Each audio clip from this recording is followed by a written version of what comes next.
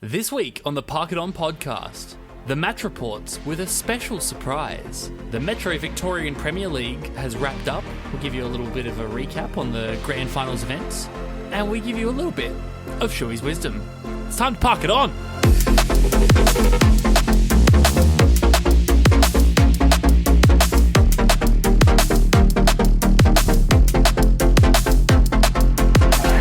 Welcome back on into the Park It On podcast, the only lawn bowls podcast that keeps the vibes high, the opposition score low, and the eights all one-sided. My name's Riley, I'm a Div 5 bowler, and joining me, as always, is the electric, the powered up, the amped, the simply explosive Jimmy. Hello. I'm so powered up right now. It's been a long week, but I'm keen to get into some bowls. I'm keen to play some bowls tomorrow because I didn't get to play last week. So yeah, you went to the bloody Fringe, and you're going to the bloody Fringe after this. Yep, but I'm not going tomorrow. You saw Yabusele by Mr. Broden Kelly. Yeah, friend of the pod. Cool guy. Very cool. I wonder if that guy seems like he'd have good opinions on sports. Maybe he should do a sports podcast. Maybe he should, I reckon. Yeah, that'd be fun. Anyway, Jimster, we're switching it up this week. We're doing the Terry Termites match reports before the Pennants. Yeah. I know. It's some pretty crazy gear, but I promise you, dear listeners, it's worth it. So, Jimster, you were off at the Fringe, so you didn't get to experience what the Terry Termites were putting down last week. But let me just say, Jimster, we have the good fortune of having enough players to now have a player rotation policy that in game one, I didn't even play. I was just on the sidelines eating a steak sanger with the old man. And you know who the Terry Termites are playing, Jimster? The bloody Stretchers. Top of the table, and have been Top of the table, Stretchers. For the past couple of years. Yeah, these fellas, they win the night owls every year. They're just absolutely parking it on, smashing some bowls, doing a great job. Now, I rolled up, couple ends in, and they were holding their own, I was like, ooh, these fellas, they're doing pretty well. We'll see how they go. Some good bowls went down. Some good ends were played. And when the dust settled and all was said and done, Jimster, TT had lost by only one shot, 10-9. Unbelievable. Which, at the start of the season, fucking amazing gear. Holy shit, dude. Yeah, it's absolutely unreal. Like, the idea going into it was to get our heads around the sport and sort of get a vibe of the whole thing. But then going into the last regulation game of the season to go one down to the reigning premiers and most likely are going to take it out again. It's a special day. It was a very, very special, very good day indeed.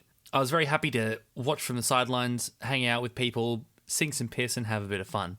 But in game 2, Jimster, my number got called because we had to play unbiased. The team that has a guy on it, the person who does a lot of the organisation, a lot of the cards, a lot of the numbers.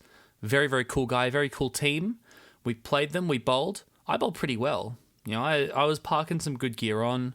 But again, the entire point of this is just to roll some bowls with my mates. I'm not here to, bowl really hard. I'm not a fucking premier bowler, Anyway, I'm here to have rolls, have a go. I had a couple ends where I objectively was just parking shit on. It was a good game. And at the end of the game, we drew 6-6. But on countback, with the number of ends that we had won, we in fact were the victors of game number 2. How good. Great gear. Absolutely fantastic gear, mate. Now, we talk a bit about the rifle, but not in great detail, Jimster. And I just wanted to share with our wonderful listeners a little bit of a bit that we're going to do tomorrow night. You see, we joke about how we want to win the hose every week. There's a joker prize of a garden hose when there's bottles of scotch and beer and chocolates, whatever. And we want the hose. So if we win more than one hose, we need something to connect them together, right? So, Jimster, I've gone to the shop and I have acquired Terry's 2-hose connector, which we will be donating to the prize table of the Grange Bowling Club. How good. I'm going to probably use that as the Instagram post for tomorrow, so keep an eye out for that. Go follow our Instagram. Follow Park It On Podcast on Instagram. Like Nathan Black, you got to just accept that follow, big dog. You just got to get it in. More about him soon. We'll talk more about Blackie a little bit later on too, because he featured in the Vic Premier League Grand Final. Good on ya, Blackie. Anyway, final week this week. We're playing a 14-end game. So it's one game against someone who is closest to us on the table, and it's just a double-length game. So we just bowl them through. and we see who comes out on top. Yeah. And it'll be a good way to finish off the season. Bit of gear, bit of fun. I haven't selected the team yet. I really hope that we haven't got as many people coming in because I don't know how we're going to do player rotations if we do. But we will see how we go, and that is a problem for future Riley in about an hour's time. Yeah, I think it's gonna be an interesting day. So yeah, it's as Riley said, it's like I think it's 1v2, 3v4, and it just goes down, and then obviously the leader of 1v2 wins the entire thing. Surprisingly, not going to be us. Look, I reckon unbiased is a bit of a misnomer. I reckon they were just tanking our scores all year long. You know, I had a look at the leaderboard, Jimster, and we were right at the top. I was like, yeah, that's where we're supposed to be. That's important. But what had happened is a certain person who had gone to print out the leaderboard had accidentally inverted the number of teams. So while we were third or fourth from the top, a lot of teams were a lot lower than they should have been. Some good gear, man. Some good gear. Anyway, that's all the chat about the Terry Termites this week. You know, we're coming to the end of the season. There's a lot less to, really unpack.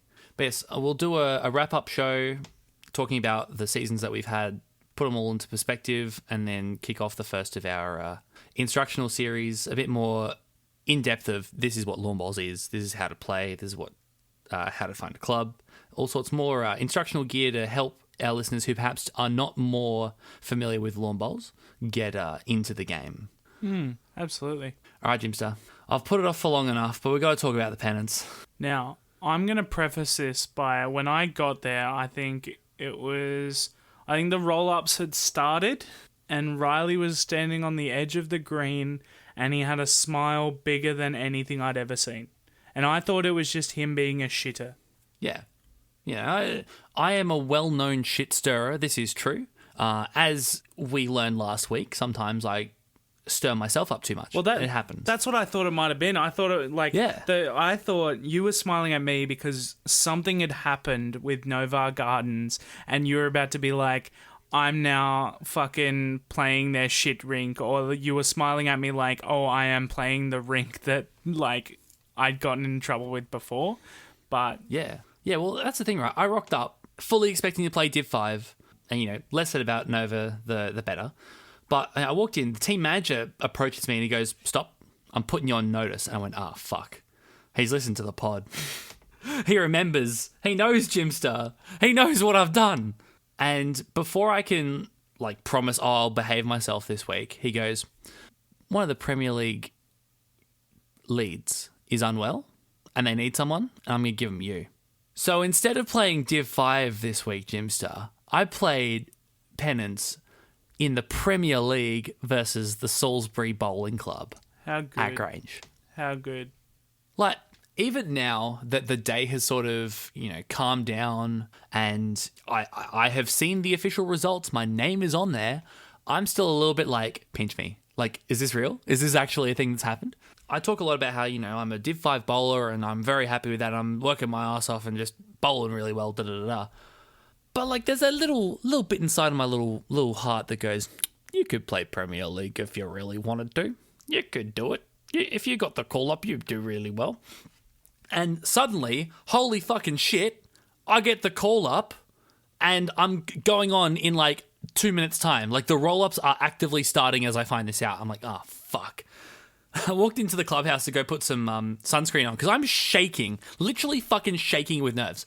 I walk into the clubhouse and all my Div 5 mates, Jimmy, other Jimmy, he's Scottish, fucking Trev, Wayno, all these people, they're just fucking, can we talk to you still? Are you going to associate with us now that you're up with the big boys? and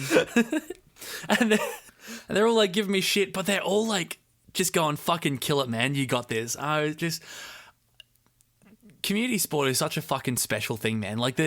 The swell of support and encouragement I got from people who I was playing with only a couple of hours ago to then go play in this other league was just, it was really, really nice. It was really special. And, it helped me sort of harness my nerves for that first couple of ends. I was physically shaking. I was bricking it massively. But everyone's like getting around me. They're slapping me on the back. They're encouraging me. They're going, yeah, you can do this. You can do it. You got this. I put my first couple of like roll-up bowls down. I'm like, oh, no. They weren't terrible by any means, but, you know, in my head, I'm like, fuck, I've got to like perform. It's the Premier League. Like, I can't just put on, you know, 70% bowls like I usually do. I got to put on like 80 or 90 or 100. Like, I got to just fucking go for it, right? And I hear, that's all right, Riley, get the next one from the fucking roll-up. I was like, oh, shit. Like, people are watching me bowl. They are actively evaluating me right now. And, Jimster, I talk about, I don't think I've spoken about on this podcast before, but I get a pretty strong white line fever. Like, if I walk onto a sports pitch and I'm like, the game is afoot, I am like fucking locked in. Yeah. And it comes from playing like water polo growing up a lot. So I played state water polo for a very long time. I went through the state system there. And the whole time that I was through there, there was a lot of chat of, you'll play in the Olympics one day, you're going to be one of the greatest water polo players of all time, da-da-da-da-da. Like, they just fucking, they gas you up. They blow a lot of smoke up your ass to make you want to try your hardest and, like, do your best. And in the back of my head, my ego's fucked now. Like, I just can't help but, like, go, no, I'm actually fucking amazing and I'm going to do a really good job. And so when I step onto a sports pitch, I'm like, the game is afoot, we need to fucking go. I'm locked the fuck in. And I just start fucking bowling shit. And I'm like parking it on. And I'm parking it on. I'm getting it real close. I'm getting it like within a few inches. Every single fucking end. I bowled 20 out of 21 ends where my bowls were within a meter of the head. That's fucking insane for me. Like, I come from Div 5. If you do that in Div 5, you're getting 8s. You're getting 50s. You're like fucking this amazing fucking lead. In Prems, they were drawing in underneath me. They were knocking me out to make 3s and 4s. They were doing all this shit to like fucking get the bowls in. And I'm like, oh my fucking God. This is actually insane. I'm bowling the best I ever have and it's not going to be enough. I'm going to get fucking carted down. Fair play to Isaac, our skipper, and to our other teammates. They got around me and they were supporting me and they were putting some bowls in. And bit by bit, we're getting 2s, we're getting 3s, we're winning ends. And suddenly we start putting some real good bowls together. Now, the first time we lost the mat, we didn't lose the mat. It was Salisbury's mat when we started.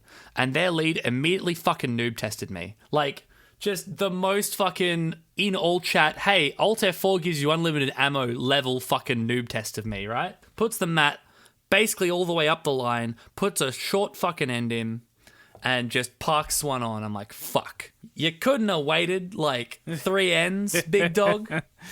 No, he whipped out the old noob test immediately. But I think genuinely it was what got me to be like, nah, fucking, we're on here. You gotta perform. And I just did. It was fucking crazy, man. Premier League's such a weird, like, microcosm of bowls. Because, like, the only other time I've played in a higher div than, like, Div 4 or Div 5 was when I played in Div 3 with my dad for a couple of games. And in Div 3, the vibes are stony. People are very quiet. They're very, like, tart, shall we say? Like, they're very, not sour, but, like, they don't get around each other as much as, like, these fellas did. And, like, from Div 5, it's all, like, happy vibes. Premier League, very similar story. Everyone's just like, yeah, no, we're fucking great, and we're all having a good time out. And it was fucking cool as. Yeah. It's like it's the same in, like, any game, really. It's like the angriest people are it's the, you don't know what you don't know. Yeah. And you don't know that, well, what's the actual phrasing of it? Where it's like, you know, the angriest golfers are the people that just don't know that they're not good. And I feel like it's like that with a lot of sports, you know. Everyone who's in Div 3 in the Adelaide Footy League probably thinks that they could play Sandful. Well, Schuey talks about it in his book, and now I want to find it because it's a fucking good moment. Yeah, he's talking about, like, here it is. So he's talking about the stages of the learning process, and he's gone, stage 1's unconscious incompetence. Like, you just straight up don't know that you don't know. And then getting to stage 2, conscious incompetence, which is where all these, like, angry people are. You know that you don't know. Like, you know that you're not quite at that level. and it's really frustrating. Oh, that's it. You should have known this. It's the Dunning-Kruger effect. Isn't that the dumber you are, the smarter you think you are? Yeah, but that's like sort of what I'm talking about, like, right? It's the people with limited competence in a particular domain overestimate their abilities. Yeah. And it's the same True, with sport, where it's just like, yeah, I don't know enough about the highest level that I just think that I'm the greatest. yeah. And like you get to conscious competence, which is where you like, fuck, you know you're good. And then the final stage, the ascension, rather, is the unconscious competence, where you're not even thinking about it, you're just that fucking good. Yeah. But yes, it was a really, like, strange... It has its own little customs. It's its own little community, fucking Prem Bowls. For instance, they don't wear their name tags. Like, they just don't. And I wear my name tag on the side of my head, so it's like I don't wear it anyway. But fucking... we got to, like, the 10th or 15th end, and Ryan, one of the fellas that used to play in Div 5 with me last year, now plays in the Prems, he was like, take your name tag off right now. I was like, fucking what? All right. And took it off and put it in my pocket. He's like, I'll explain later. Never did. Just fucking left me to wonder. Arsehole. Nah, he's all right. He's a good fella. Maybe we I can fucking ask love Ryan. He's a tomorrow. cool guy. He listens to the pod sometimes. Yeah. He's often on like a 2 or 3 week delay. So I'm expecting a text message in like 3 weeks' time being like, hey, you said something nice about me on the pod. I'm like, yeah, 3 weeks ago. Fuck you. Yeah, he came sat next to kidding, me I'm kidding. during the bowls and said that you were just going to speak about this for 45 minutes. And I think both of us were like, yeah, that sounds about Yeah, right. that tracks. That absolutely tracks, yeah. Yeah, this is just such a special day. It was really fucking cool. But because they don't wear their name tags, everybody has a nickname. Like, I mean, everybody has a nickname, right? And so, you know, some people, their nickname is close to their name. Like, Isaac's nickname was Zachy. Is that how, like, Aaron Wilson is Disco? Yeah, I think it's coming from the same sort of culture. But I think Disco's called that because he's got giant hanging swinging balls. They sparkle in the night. It's a bit weird. They do, yeah. Anyway, apparently he's a real fan of cartoons, old Aaron Wilson. He likes his Bluey and that. And anyway. they should do a Lawn Bowls episode of Bluey. They should do that. That'd be great. I'm sure there's been a lawn bowls fucking club in Bluey at some point. I'm like, oh, hi, Dad, let's go bowling. And then they go, oh, this is a hard game where you roll sideways and not important. I used to... So, for context, I work in outdoor ed and we get kids from like all different ages. And what I used to do when we had like a younger school in is I would hide a Bluetooth speaker somewhere in the room, connect to it, and I'd play the Bluey theme song. It's like setting off a fucking tactical nuke around these kids. They just fucking like all stop and they start fucking going crazy. It's unreal. My coworkers did not appreciate that joke, and for legal reasons, I no longer do it. Wink, wink. Bluey's fucking based. Disco's got giant nuts, and everyone's got a nickname in Premier League bowls. The fella I was playing against, he was nicknamed Flash. Now, depending on who you know and like what sort of age range you are and what sort of pop culture gear you're on, there are two different first names that Flash can have. James, I'd like you to give me the two names that Flash might have had. Now, I'm going to say, like, Gordon. Yep, Gordon's one. And the second one's a little bit nerdier. Yeah. But is no it the Prem League Flash? bowls. It's, like, is it? It is the Flash. I don't know the his name name. of the Flash. I don't know. The name of the Flash is Barry Allen. Okay, yeah, no, I haven't. He's either Barry or Gordon. I haven't watched The Flash or read it. I played a lot of Injustice growing up. That's I was fair. Yeah, fair. a very nerdy child. But yes, it could either be Gordon or Barry. And I was like, are you Barry or Gordon? And he was like, I'm Gordon. Yeah, there it is. He had a good day out too, old Flashy. He fucking just parked some shit on. He was out bowling me somewhat fierce, but I did sense that he was getting a little tired towards the end. I may have gotten the better of him right towards the end of that game. Like the last 3 or 4 ends, I reckon I outbowled him, but still, Premier League bowler, fucking having a great day. I was on my home turf with my bowls, just feeling a fucking $1 million. It's hard to beat someone who's feeling like that in that sort of situation. So like, no fucking shade on him. He's a fucking great bowler, but I had a decent day out as well. Yeah. Now, because everyone gets a nickname, there were some consternation amongst the Premier League bowlers about what my nickname should be. Now, last name's Kruger. The family nickname is Otto Kruger after the actor. Granddad got called it. Dad got called it. I figure at some point I'll adopt it and I'll be called Otto. Not what I would have chosen. The Prem League bowlers had a bit of a different idea. They decided to call me Dirk. Do you know what Dirk might be referring to, Jimster? Oh, you explained it to us the other night. Yes, I did. Boogie Nights, was it? It is from Boogie Nights. Yeah. So the main character of Boogie Nights by Paul Thomas Anderson is named Dirk Diggler. He is a pornographic actor, and at the end of the film, you see his gigantic cock. Look, I would have just gone with Freddie.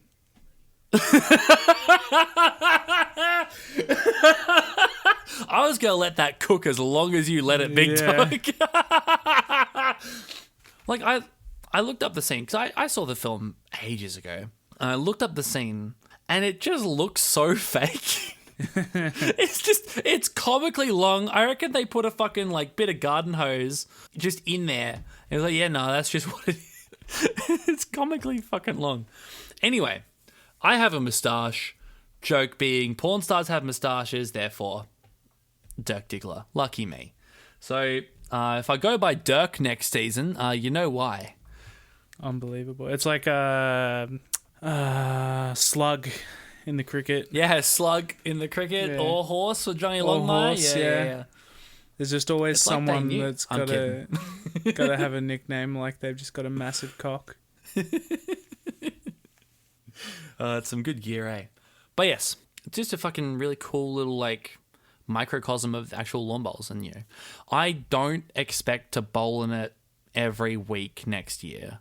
I may not ever bowl in it again, but I got given this opportunity off the back of, you know, I have worked my fucking tuchus off for 10 years to be as good of a bowler as I possibly can, right?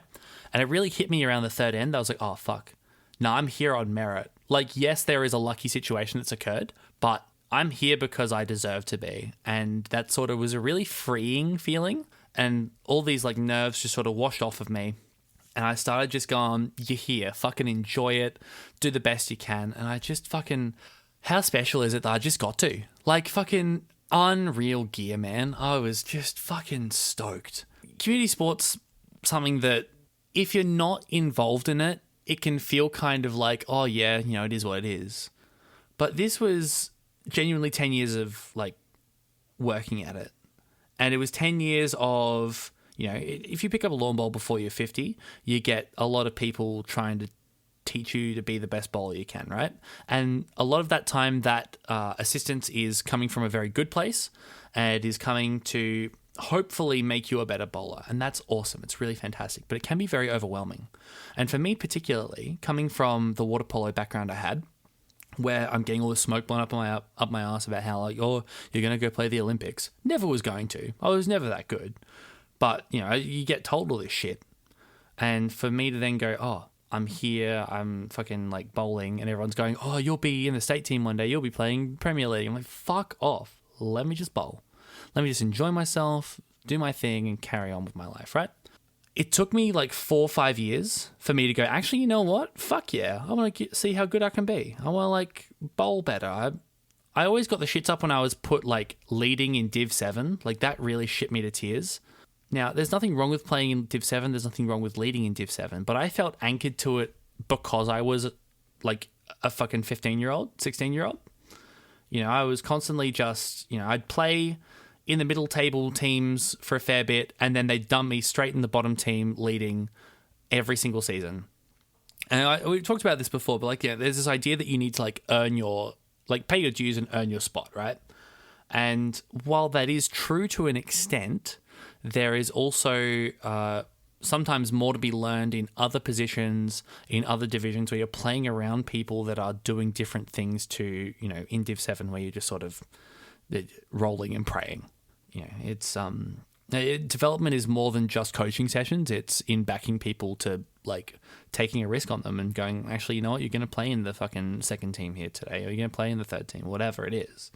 You know, you need to give people who are developing that opportunity to have an environment where they can develop properly and not just go, you know, you're here now. Like, that's not cool. I think the thing that also helps, especially in the bowling lens, is the idea of as you said, the 50-year-old. I think you can go a lot further with a game like this, and like something like golf is another one. Like obviously, like we're not hitting like the world indoor in 10 years, but you know, it feels like even myself coming in as someone who's 26, there is that option of like I will be playing this sport until I'm like 80, right?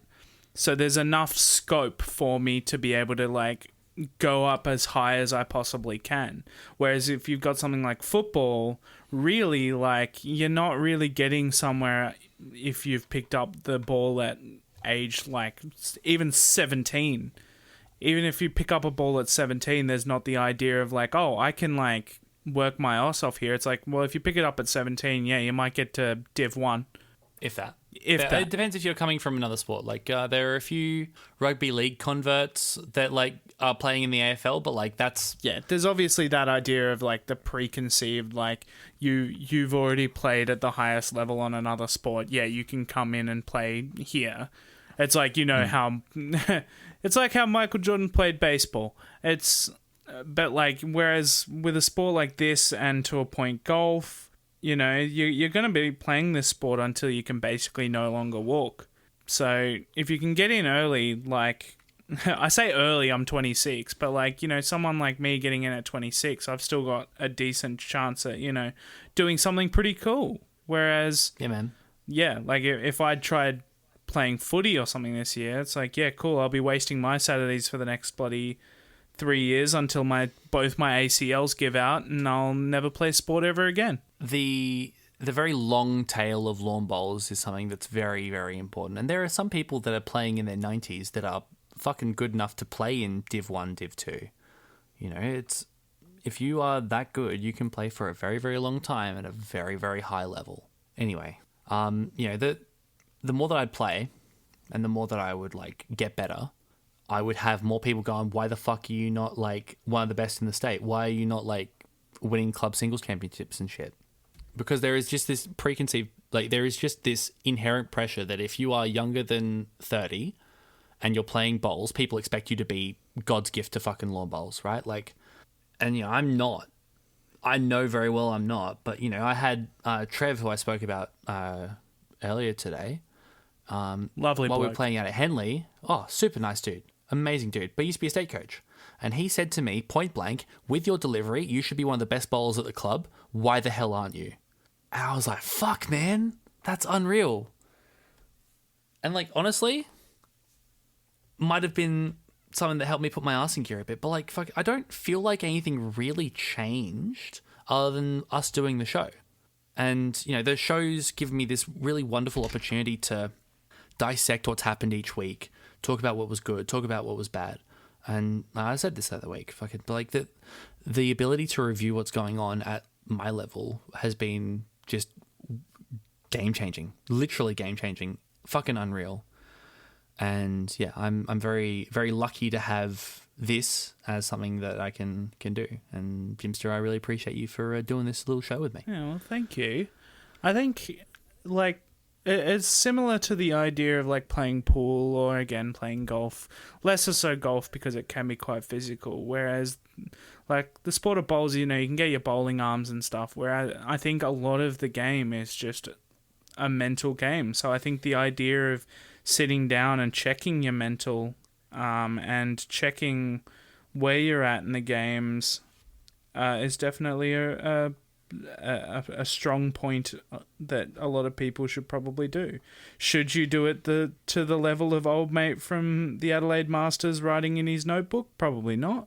It works for him, but even just writing down, like, just journaling, like, I mean, that's a whole nother podcast talking about how good journaling is for you, but, like, the idea of just being like, you know what, I did this well today, we might have lost, but I did this well, I did this not so well, to just give you that sort of perspective.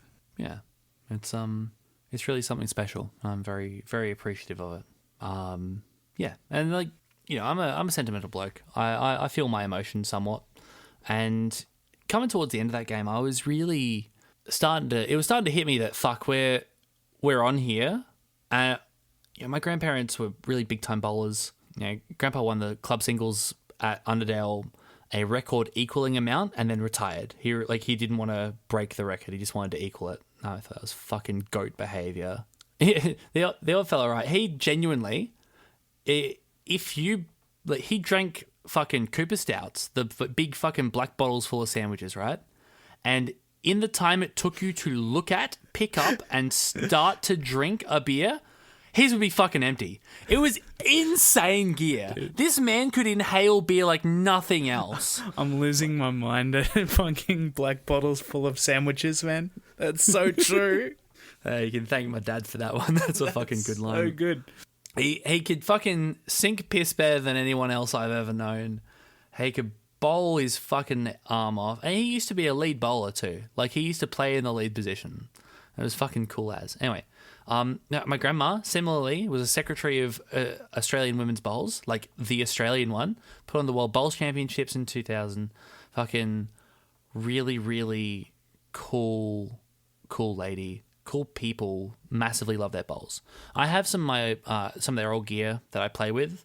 So I have Grandpa's old bowls bag and his old measure. I have Grandma's like coin and a couple other things. And then I have, when we were first going to footy matches, and I'm sorry, Jim, you're going to have to curl your ears over for this one, but when we were going to the Crows matches, I bought her a little like crow settee that had the Guernsey on it. And that stayed in my bag for a little while now. And as we're coming up to the last end, you know, I'd given it a little squeeze as we were going. And I'm not a super spiritual person. Like, it's hard for me to broach this as eloquently as I want to. Essentially, I'm not sure anyone's got it right, but I reckon there's a whole lot of like different people with different levels of like understandings, where that is, you know, an actual being, or if that is just like an energetic force that we're yet to measure properly. I don't fucking know. I don't fucking care. What I care about is like how I feel, right? And I felt while I was bowling that like both of their hands were on my shoulders, just like supporting me and getting me through that game, man. It was the most connected to them I've ever fucking felt since they've passed, and it was a fucking unreal day. And, you know, all the fucking, like, coming from bowling at Club Holdfast last week, where I'd bowled okay, but not great, and I felt so shit about it because I'd had such a good run of form. And, you know, to just fucking let loose and feel their presence as I'm, like, bowling and parking shit on, just having a really good day out. I took Grandma's little teddy bear on the last end after we'd delivered our bowls, and I put it in my top pocket, and she walked over the green with me. As we got to the end there, and it was really fucking cool moment. And yeah, and then I cried for like an hour. Yeah, he was tearing up at the bar when I offered to buy him a drink, but it's customary that you buy your opponent a drink, so yeah. I just fucking that relief and just everything washing over me. I was just the waterworks, man. It was unreal gear. You know, amongst our friends, I'm known for crying, but like in general, I don't cry super heaps. Like, I'll feel my emotions, sure, but crying's not really one of them. And, you know, I was like bubbling, and I got to the bar and I ordered my drinks, and Cheryl behind the bar just goes, "Are you all right?" And I just lost it. I was just bawling my fucking eyes out. Just like the relief and the joy and just everything that had gone on. Like, to get me to that point, literally 10 years of like going, fuck, I could be better than this. I should be better than this. I want to be better than this. And finally getting my opportunity and fucking showing that I was better than what I was. It was fucking, yeah, it was really, really good special gear. Now, in terms of results, we won our rink 20-17. Let's fucking go. But Salisbury needed to win at least one rink to avoid getting relegated from the Prems. And they were playing like it, man. They were fucking bowling their arms off. They were going crazy. And we were just getting there, and we're getting there. And one of our rinks lost by like 10 or something, and that was enough to drop us over the edge, and they won overall. But fucking great day out. Really, really special day of bowls. Yeah, it was a good day. It was a very, very good day. And the best part is fucking you and my dad were there to watch it. That was so fucking special, man. Like, yeah. Like, you were going to come out anyway to go watch the fucking Div 5 bowls, and so was Dad. But, like, To have you guys there, to have like all my Div 5 mates, because they finished before we did, because we played 21 ends and they only played 18 because it was a hot day. Like to have everyone there just like present and there to support me and congratulate me and fucking, obviously it's not all about me. They care about the fucking Premier League like side as a whole, but they're showing up really matters. And I never really sort of got it until Saturday. I was like, oh, fuck, this is why you show up, because it's so fucking special right now. I'm going to hold on to that day of bowls probably for the rest of my life. It was that special of a day to me. Absolutely. All right, do you want to crack into a quick recap of the Vic Metro? All right. So the Vic Metro Premier League, they stream their games much like the South Australian Premier League streams their games. And we've been watching the finals just concurrently, and the grand final sort of snuck up on us because we didn't realize they were a couple of weeks ahead of South Australia. And watching it through, like we'd watched Deer Park win through over Essendon into the grand final, but we hadn't watched the other teams playing. And what we discovered when we tuned into the Premier League grand final, which was Deer Park versus Yarraville Footscray, was that one, they fucking signed Nathan Black for the season, which we didn't know about. Two, this was the comparison of the preseason underdogs versus the juggernauts. Deer Park were on the trot. They won 2. And they were ready to go for a 3rd in a row. It was fucking unreal. Yarraville Footscray, in their preseason predictions, because they've got like these beautiful like prediction sheets on the website, they're like, they'll come like 7th or 8th. And, flying in Nathan Black and Tyson Wilson, who both are ex-Grangies, plus a couple extra people. And suddenly they've turned it around. They've fucking had a red hot go. Now, the broadcast rink was the Nathan Black rink against his opponent. And Blackie wasn't doing so well, Jimster. No, it wasn't. No, he was losing something unreal. These fellas, they bowled together for a very long time. They used to play at Grange together. They won a premiership at Grange. I think they're sort of accustomed to just wherever they go, fucking gold occurs, because they just keep winning. Fucking legends. Anyway, Blackie's losing badly. And at one point he goes to 7 to 19 down. Not ideal. But he rallies. And with his team's help, he gets back to 17-21. So they only lose by 4. Now, as we discussed in the Premier League recap for us, if you're only getting like close results, it only takes one big result to swing it. And there was another rink that won by 7 or 8. And that was enough to put everything into Yarraville Footscray's hands as they lifted the Premiership Cup up the fucking doggies. Yes. Congrats to Yarraville Footscray. Commiserations to Deer Park, but like Deer Park have a fucking unreal setup. They'll be fine. Yeah, it's crazy. All right, Jimster. I think it's time for a little bit of Schuey's wisdom. Absolutely. And I've got the number generated. I had a number generated before, but I feel like we've done it. We should probably track what the numbers are. I'll probably put a spreadsheet together. But that was my dog. That was Bicky. I heard that one. That was Biscuit. He was just chiming in, telling me that the spread. Damn, he's going crazy out there. Yeah, there's some shadows on the ceiling. Yeah, probably. All right, so generated a number. I think it was already done. So we've got our number this week, and it's 51. 51. All right, let's have a look. I've never actually looked at the fucking picture on the back of this book. It's cooked. Hang on. I'll get to that in a second. I was going to say, please do. I've got to go soon. Yeah. Yes, this is talking about deliveries. A player approached me asking how it was possible to achieve a consistently good line. They'd been coached for months and were lucky to keep their bowls on the same rink, let alone on the centre line. I asked what the coach had them aiming at, and he said, the shoulder. I laughed and replied I could never draw near the jack using that aiming method. He asked what I aimed at, and I told him a mark on the bank. When he asked why his coach hadn't suggested that method, I suggested he ask him. Well-intentioned but poor coaching. The valuable lesson here is the fact that his coach was a former Queensland State singles champion and state representative. And his belief was that because it worked for him, it must work for everyone. Unfortunately, this is not the case, and that is a big mistake made by many coaches. There you go. I've actually got a bit of stuff around that. Like the New Year's Day we did, the fellas we were talking about visualizing the draw and aiming for the draw. But I feel like in my personal preference, I've been aiming at stuff not on the bank. I've been aiming at stuff behind the bank usually. It's like a landmark. Like it's like, okay, I'm aiming at the left side of this scoreboard. And it seems to work for me.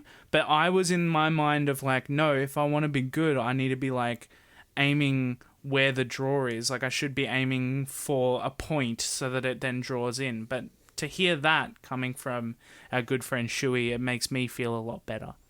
Yeah, I mean, like, I do the exact same thing that you do, Jimster. Like, I will and you're a Prem find something bowler. that's... I have bowled one Prem game that does not make me a fucking Prem bowler.